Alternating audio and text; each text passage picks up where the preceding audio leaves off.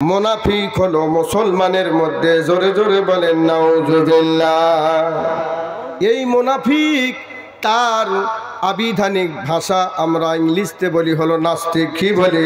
নাস্তিক বলি, মোরতাদ বলি, কিন্তু আর আরবি হলো মুনাফিক। জোরে জোরে বলেন নাউজুবিল্লাহ। তার মানে এরা হলো ডুপ্লিকেট মুসলমান। কি মুসলমান?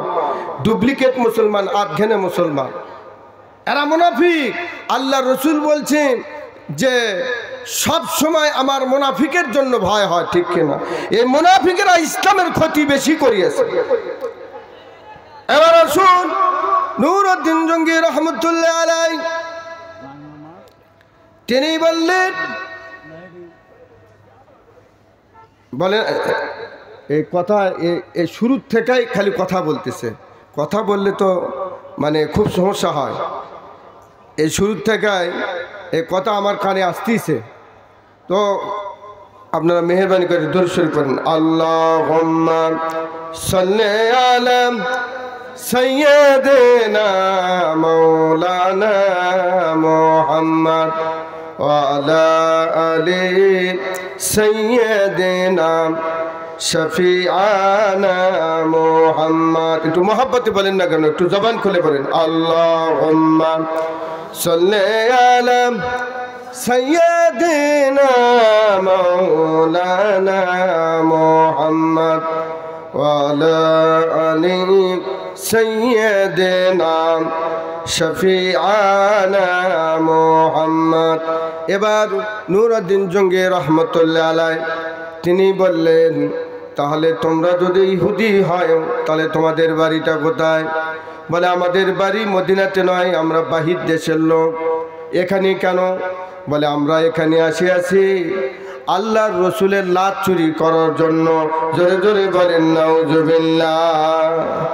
আল্লাহর হাবিবের লাশটা চুরি করে নিয়ে যাওয়ার জন্য অন্য বাহিরের দেশের মানুষ, মুনাফিকেরা, কাফেরেরা, ইহুদিরা আমাদেরকে টাকা দিয়েছে, কোটি কোটি ডলার টাকা আমাদেরকে দিয়েছে।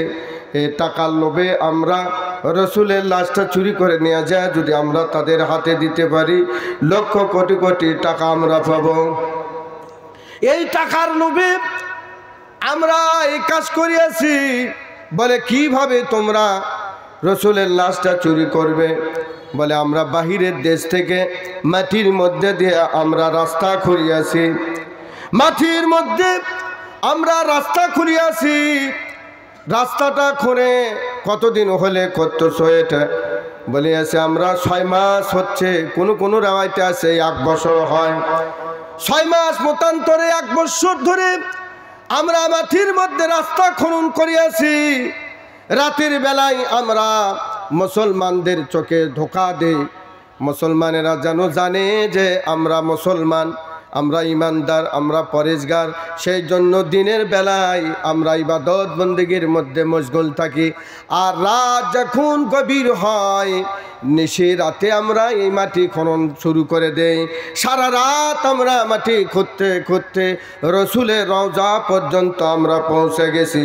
আর একটা দিন যদি আমরা মাটিটা খুঁড়তাম, আল্লাহর হাবিবের লাশটা আমরা নিয়ে যেতে পারতাম। জোরে বলেন নাউজুবিল্লাহ। এবার আসুন, নূরউদ্দিন জঙ্গি রহমতুল্লাহ আলাইহি বললেন, তাহলে একটু দেখাও তো আমাদেরকে একটু দেখাও, আমি দেখব কোথায় থেকে শুরু করে নিয়ে কোথায় পর্যন্ত তোমরা রাস্তা খনন করিয়াছো, আমি দেখতে চাই। নূরউদ্দিন জঙ্গি রহমতুল্লাহ আলাইহিকে নিয়ে যাওয়া হলো। মাটির মধ্যে রাস্তা শুটুং ঘুরিয়াছে, দেখে এর রাস্তার ভিতরে তিনি নামিয়া দেখে আল্লাহর রসুলের ওই লাশ মোবারক থেকে মাটির মধ্যে এত সুন্দর সুঘ্রাণ আসতেছে, মনে হচ্ছে হাজার হাজার মন আতর ঢেলে দেওয়া হয়েছে। আল্লাহ রসুলের পবিত্র চেহারার চেয়ে সুন্দর নুরানি চেহারার যে রাতরে সুগন্ধ আসতেছে এই মাটির মধ্যে রাস্তা দিয়ে। তিনি বললেন, এত সুন্দর সুঘ্রাণ, এই জন্য হাদিস শরীফে আছে সাহাবী আজমাইনেরা বলিয়াছেন, আল্লাহ রসুল যে রাস্তা দিয়া হাঁটতো কমপক্ষে 40 দিন পর্যন্ত ওই আতরের সুগন্ধর মতো গন্ধ লাগতো। জোরে জোরে বলেন সুবহানাল্লাহ। তিনারা বলছেন আল্লাহ রসুল যদি কোনো রাস্তা দিয়ে হাঁটতো কমপক্ষে 40 দিন ওই রাস্তার সুগন্ধি থাকতো।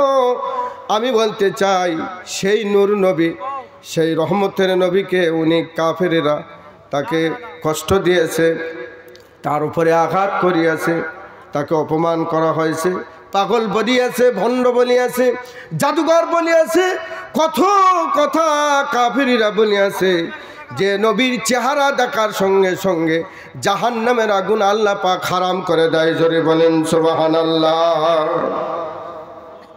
আল্লাহ রসুলকে একদিন কাফের আবু জাহাল বলল, মুহাম্মদ সাল্লাল্লাহু আলাইহি সাল্লাম পাগল, ভণ্ড, জাদুঘর, উনি কথা বলিয়াছে। কিন্তু একদিন মক্কার অলি গলিতে দেওয়ালে ওয়ালে লাগিয়ে দিয়েছে আল্লাহর রসুল চরিত্রহীন ছেলে, আল্লাহর হাবিব চরিত্রহীন ছেলে। আল্লাহর নবী কাবা শরীফে হাত দিয়ে কাবা শরীফের গেলাপ ধরিয়ে চোকাত ধরিয়া আল্লাহ পাকের নিকটে তিনি বিচার দিলেন, মাবুদ, মক্কার কাফেরেরা আমাকে পাগল বলিয়াছে, আমি মন খারাপ করে নাই। আমাকে ভণ্ড বলিয়াছে, আমি মন খারাপ করি নাই। আমাকে জাদুঘর বলিয়াছে, আমি মন খারাপ করি নাই। কিন্তু আজকে আমি মক্কা নগরের অলি গলিতে পোস্টাল ছেপে দিয়েছে, লাগিয়া দিয়েছে যে রাসূল সাল্লাল্লাহু আলাইহি ওয়াসাল্লাম একজন চরিত্রহীন ছেলে। আল্লাহ, এর বিচার আমি তোমার কুদরতের হাতের উপরে সুপর্দ করে দিলাম। আল্লাহ, তুমি এর বিচারটা তুমি করে দিও। আল্লাহ, আল্লাহ এর বিচারের ফয়সালা তুমি করে দাও। আল্লাহ রাব্বুল আলামিন তিনি জিবরাইলকে বললেন, জিবরাইল রে, তাড়াতাড়ি করে চলে যাও, আমার হাবিব আমার কুদরতি হাতের উপরে বিচারের ফয়সালা চেয়েছে। আল্লাহ রাব্বুল আলামিন বললেন, দোস্ত, আমি রব্বুল আলামিন বলিয়া দিলাম, নুন ওয়াল কলামি ওয়া মা ইয়াসতুরুন মা আনতা বিনি'মাতি রাব্বিকা বিমাজনুন ওয়া ইন্নাকা লা'আলা খুলুকিন আযীম। আল্লাহ রাব্বুল আলামিন বললেন, দোস্ত, আমি আল্লাহ নুন কলমের কসম খেয়ে বলতেছি, সময়ের কসম খেয়ে বলতেছি, যে সমস্ত ব্যক্তি আপনাকে ভণ্ড বলিয়াছে, জাদুঘর বলিয়াছে, আপনাকে পাগল বলিয়াছে, দোস্ত, ওই সমস্ত ব্যক্তিরা এই ভাষার মধ্যে তিনারা আছে। আপনার চরিত্রের সার্টিফিকেট আমি আল্লাহ দিয়া দিলাম। ওয়া ইন্নাকা লা'আলা খুলুকিন আযীম। আপনার চরিত্রের সার্টিফিকেট আমি আল্লাহ আমার কুদরতের হাত দিয়া দিলাম। জোরে জোরে বলেন সুবহানাল্লাহ।